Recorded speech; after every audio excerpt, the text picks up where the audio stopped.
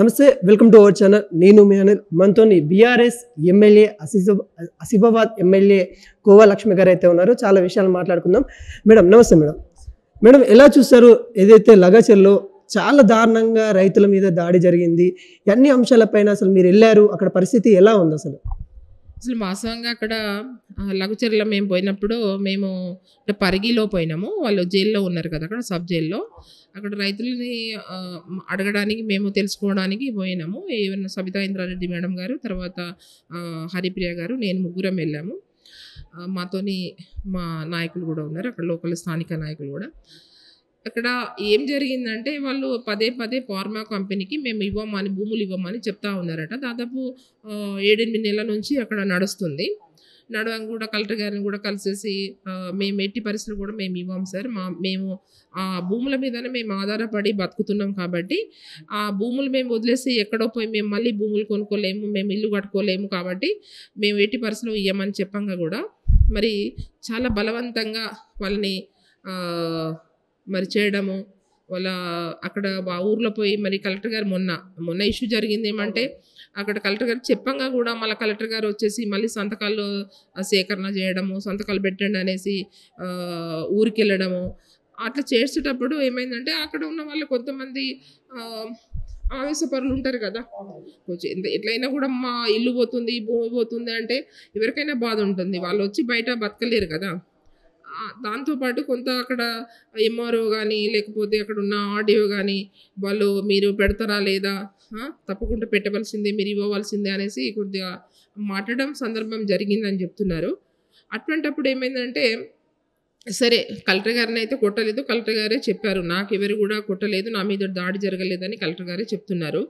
అక్కడ ఉన్న నాయకులకు ఎవరైతే ఆ సర్వే చేసిన నాయకులు, మన ఎవరైతే అధికారులకి కొంతమంది ఆవేశపరులు ఒక 2-3 దెబ్బలు వేసిండ్రు. వాస్తవంగా వెహికల్ మీద కూడా బండలేసారు. మీడియా ద్వారానే చూస్తున్నారు. మేము కూడా మీడియా ద్వారానే మేము చూడడం జరిగింది. అయితే వాస్తవంగా జరిగింది ఏమంటే అక్కడ ఎవరైతే దాడి చేశారో ఆ దాడి చేసిన వాళ్ళు మాత్రము జైలు లేరు. 16 మంది. అక్కడ టోటల్గా 55 మందిని తీసుకొచ్చారట. 55 మందిలో ఎవరైతే 55 మందిలో అక్కడ సంబంధం లేని వాళ్ళని నేను ఒక ఆమె పాపము వచ్చి 2 బిడ్డలను పట్టుకొని ఆ రోజు మేము పోయిన రోజు మేము అక్కడ మాట్లాడిన తర్వాత పక్కన నేను కూర్చుంటే ఆ అమ్మాయి పాపము ఏడ్చుకుంటూ వచ్చింది నా దగ్గరికి. అమ్మ చూడమ్మా, నా 2 పిల్లలు చూస్తున్నారు కదా, మేము వాళ్ళు బీసీ వాళ్ళు ఇద్దరు, వాళ్ళు నా దగ్గరికి వచ్చేసి ఆమె చెప్తుంది ఏంటంటే, నా భర్త, నేను, నా 2 పిల్లలు మేడం మేము జైల్లోనే ఉన్నాం. మేము నైట్ 7 గంటలకి ఇంటికి వచ్చాం మేడం. ఇంటికాడ వచ్చి మేము కొంచెం అన్నం వండుకొని తిన్నాం, పండుకున్నాం మేడం. అసలు మాకు ఆ గొడవ గురించి అసలు సంబంధమే లేదు, మేము చూడకూడా లేదు, అసలు ఏం జరిగింది కూడా. మా నైట్ వచ్చేసి మా ఆయనను కూడా పట్టుకొచ్చింది మేడం అని పాపం ఆమె ఏడుస్తుంది. అంతే. అట్లా అక్కడ 16 మంది కూడా ఎవరు కూడా గొడవల్లో లేరు. కేవలం ఏమంటే అక్కడ బీఆర్ఎస్ సంబంధించిన వాళ్ళనే 16 మందిని లోపల పెట్టడం జరిగింది. వాళ్ళని చాలా కొట్టారు. వాస్తవంగా వాళ్ళందరూ చూపెట్టారు, అన్ని చేతులు కాళ్ళ దగ్గర కూడా విపరీతంగా కొట్టి వాళ్ళని బీఆర్ఎస్కి సంబంధించిన వాళ్ళని మాత్రమే వాళ్ళని జైల్లో పెట్టేసి, మరి వాళ్ళ కాంగ్రెస్ వాళ్ళు కూడా ఉన్నారు, దాంట్లో కాంగ్రెస్ వాళ్ళు ఉన్నారు, తర్వాత బీజేపీ వాళ్ళు ఉన్నారు, ఇంకా ఇతర వాళ్ళు కూడా ఉన్నారు. వాళ్ళందరినీ వదిలేశారు. కేవలం ఒక బీఆర్ఎస్ పార్టీకి సంబంధించిన వాళ్ళని పాపం లోపల పెట్టేసి వాళ్ళు చేయని పనికి వాళ్ళని శిక్ష అనుభవిస్తున్నారు వాళ్ళు. అయితే మేడం దీని మీద కూడా చాలా మంది ఏం చేస్తూ ఉన్నారంటే, బీఆర్ఎస్ కార్యకర్తల ప్రోత్సాహం వల్ల ఈ ఘటన జరిగింది, అక్కడ బీఆర్ఎస్ వాళ్ళు రావడం వల్ల ఈ ఘటన జరిగిందని చాలా వరకు చెప్తా ఉన్నారు. అది తప్పు. వాస్తవంగా మేము ఎందుకంటే అక్కడ పోయినాం, వాళ్ళతో చాలాసేపు మాట్లాడినాం కాబట్టి వాళ్ళు అదే చెప్తున్నారు. మేము అసలు ఈ గొడవలో లేరు మేడం, ఫొటోస్ చూసుకోవచ్చు కదా, వీడియో చూసుకోవచ్చు కదా. ఆ మీడియా ఆ రోజు అక్కడ మొత్తం ఫొటోస్ కూడా అన్నీ వచ్చాయి కదా. ఎవరైతే చేశారో వాళ్ళని లోపల పెట్టని మేడం, కానీ మేము ఎలాంటి దాడులు చేయలేదు, మాకు అసలు సంబంధం లేని వాళ్ళని తీసుకొచ్చి పెట్టారు.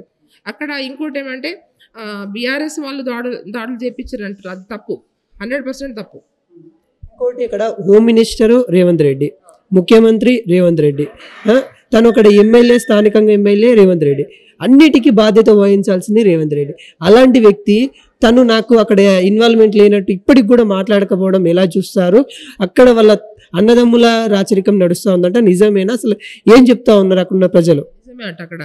ఏమంటే తిరుపతి రెడ్డి అని వాళ్ళ ఏంటి అన్నను తమ్ముడు అన్న అతను పోయి చాలా బెదిరిస్తున్నారట. ఎట్టి పరిస్థితులు కూడా మేము ఈ భూములు తీసుకుంటాం, మేము ఇక్కడ ఫార్మా కంపెనీ కట్టుతామని ఆయన చెప్తున్నాడట. అయితే వాళ్ళు అక్కడ రైతులు కూడా ఏమంటున్నారంటే, అసలు రేవంత్ రెడ్డి ఇక్కడ ఎమ్మెల్యే, మేము గెలిపించాము, ఆయనకు సీఎం అయిండు, ఇవాళ రేవంత్ రెడ్డి వచ్చి మాతో మాట్లాడలేం కానీ ఈ తిరుపతి రెడ్డి ఎవరు, ఈయన మాట్లాడడం ఏంది అనేసి వాళ్ళు ప్రశ్నిస్తున్నారు రైతులందరూ కూడా. అయితే వాళ్ళకి ఏం కావాల్సింది ఏమంటే రైతులు వాళ్ళకి ప్రజలందరూ కూడా ఓట్లేసి గెలిపించారు, ప్రజల సమస్యలు తెలుసుకోవాలి కదా. ఆయన మీరు అన్నట్టు హోంమంత్రి ఆయననే, ఇప్పుడు సీఎం ఆయననే, ఎమ్మెల్యే ఆయననే, లోకల్లో ఆయన స్థానిక ఎమ్మెల్యే. మరి ఓట్లేసిన ప్రజల్ని ఈరోజు వాళ్ళని భూములు లాక్కోవడానికి, తర్వాత వాళ్ళ మీద కేసులు పెట్టడానికి, వాళ్ళని జైల్లో పంపించడానికి ఈయన ఎమ్మెల్యే అయిందా?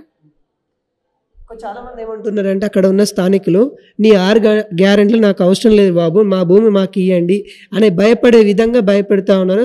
స్థానికంగా అంటే కొడంగల్లో భయపెడితే తెలంగాణ మొత్తం భయపెట్టినట్టు ఉంటుందని వస్తుంది. నిజమేనా? అసలు ఎందుకు భయపెడతారండి? ఇప్పుడు మొన్న మీరు చూసారు ఇక్కడ ఇది మన హైడ్రా పేరు మీద మొత్తము మూసీ నది పాపం పక్కన ఎన్నో సంవత్సరాలు ఉంటున్నారు కదా. ఇప్పుడు చాలా పెద్ద పెద్ద బడా బాబులకేమో ఆయన తీయలేదు, నోటీసులు పంపించి, ఇదే తిరుపతి రెడ్డి కూడా నోటీసులు కూడా పంపితే ఆయన కోర్టుకు పోయి మంచిగా ఉన్నాడు, ఆయన సొంత అన్ననే. మరి అక్కడేమో పాపం వాళ్ళు కూలీనాలు చేసి పని చేసుకున్న వాళ్ళు ఇల్లు కట్టుకుంటే కూలగొట్టిండు. ఇవాళ ఎవరు మంచిగా అంటున్నారండి? ఇవాళ ప్రజల్లో ఎక్కడ కూడా లేదు. ఈరోజు రేవంత్ రెడ్డి ప్రభుత్వం, రేవంత్ రెడ్డి ఇవాళ ప్రజల్లో ఎక్కడ కూడా లేడు. ప్రతి చిన్న పిల్లలు అండి, చిన్న పిల్లలు కూడా రేవంత్ రెడ్డిని తిడుతున్నారు, చిన్న పిల్లలు. కానీ ఒక 5 సంవత్సరాలు 10 సంవత్సరాల పిల్లలు కూడా రేవంత్ రెడ్డిని తిడుతున్నారు. అంటే ఆ స్థాయికి దిగజారడం. వాళ్ళ ఇంట్లో వాళ్ళ భార్యతో సహా వాళ్ళ పిల్లలు, వాళ్ళ మన్మోడిని కూడా తిడుతున్నారు. అంటే ఆ తిట్టేటట్టు చేసినవాడు ఎవడు? రేవంత్ రెడ్డి కదా. మరి ఎప్పుడు కూడా ఈ విధంగా అయితే ఇప్పుడున్న ఈ రేవంత్ రెడ్డి సీఎం అయింది కదా, ఎవరు కూడా ప్రజలైతే సీఎం లాగా చూస్తలేరు ఆయనని. ఇంకోటి చాలామంది ఏం చెప్తా ఉన్నారంటే, ఇన్ని జరుగుతూ ఉన్నాయి, హైడ్రా పేరు మీద జరిగినాయి, మూసీ ప్రక్షాళన పేరు మీద జరుగుతూ ఉన్నాయి, రైతులకి అన్యాయం జరుగుతూ ఉంది, ఈరోజు లగచెర్ల కూడా ఈ ఘటన జరిగింది. ఇవన్నీ జరుగుతూ ఉంటే మాజీ సీఎం కేసీఆర్ ఎందుకు రావట్లేదు అని చాలామంది ప్రశ్నిస్తారు. ప్రతిపక్ష హోదాలో ఒక లీడర్ అతను ఉన్నాడు, తను బయటకు వచ్చి మాట్లాడాలి కదా, కేసీఆర్ మౌనం దేనికి సమాధానం ఇస్తుందని చాలామంది అడుగుతూ ఉన్నారు. అసలు కేసీఆర్ ఎందుకు రావట్లేదు? ఇప్పుడు కేసీఆర్ సార్ రావడానికి సిద్ధంగా ఉన్నాడండి. ఎప్పుడు కూడా ప్రజా సమస్యలకి ఎప్పుడప్పుడు కూడా చూస్తున్నారు. ఈ రాష్ట్ర ప్రభుత్వంలో ఈ రేవంత్ రెడ్డి సీఎం ఏం చేస్తున్నాడు అని కూడా చూస్తున్నాడు. ఇవాళ 6 గ్యారెంటీలలో రైతులను మోసం చేసిండు, ప్రజలు మోసం చేసిండు, అభివృద్ధి ఇచ్చేస్తామని మోసం చేసిండు, అన్ని పథకాలు కూడా ఇస్తామని కూడా మోసం చేసిండు. అవన్నీ కూడా చూస్తున్నాడు సార్. ఇవాళ మన హరీష్ రావు సార్ కానీ, కేటీఆర్ సార్ కానీ రోజు కూడా ఎక్కడెక్కడ కూడా స్పందిస్తూ ప్రజలు తిరుగుతున్నారు. ఇవాళ ఎందుకంటే ఇవాళ సార్ ఏమంటే ఈరోజు ఇవాళ ఎప్పుడప్పుడు కూడా ప్రజల్లో ఉన్నాడు సార్, ఎప్పుడు కూడా ప్రజల గుండెలో ఉన్నారు. ఇప్పుడు అందరూ కూడా కేసీఆర్ సారే కావాలి, మళ్ళీ సార్ మన కేసీఆర్ సార్ ప్రభుత్వమే రావాలి అనేది ప్రజలందరూ కూడా అంటున్నారు. ప్రజల్లో ఉన్నాడు సార్, ఎప్పుడు కూడా ప్రజల్లో లేరు. వాళ్ళు అంటారు, కాంగ్రెస్ వాళ్ళు అంటారు తప్ప కానీ ఈరోజు ఎవరు లేరండి. ఇవాళ రోజు కేటీఆర్ సార్ స్పందిస్తలేరా? ఇవాళ ఎంత హింసిస్తున్నా చూడండి. మొన్న కూడా దానికి ఆ కేసులో సంబంధించింది మళ్ళీ దాంట్లో కేసు మన కేటీఆర్ సార్ని కూడా కేసు పెడదాం అనడము, హరీష్ రావు సార్ మీద. మొన్న మీరు చూశారు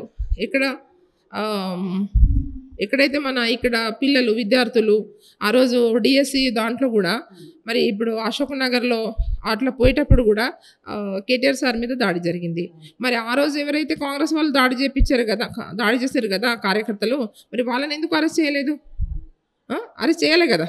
అంటే వాళ్ళకు ఒక న్యాయం, మా వాళ్ళకు ఒక న్యాయమా? అంతే. ఆయనకేమంటే అధికారం నాకుంది, నాకు ఎవరేం చేయరు, నేను ఏం చేసినా కూడా నాకు నడుస్తుంది. ఇవాళ ఎక్కడ కూడా ఏ జిల్లాలో కూడా ఆయన ఏం చేస్తున్నాడంటే పోలీసులతోనే ఇవాళ ప్రభుత్వాన్ని నడిపిస్తున్నాడు.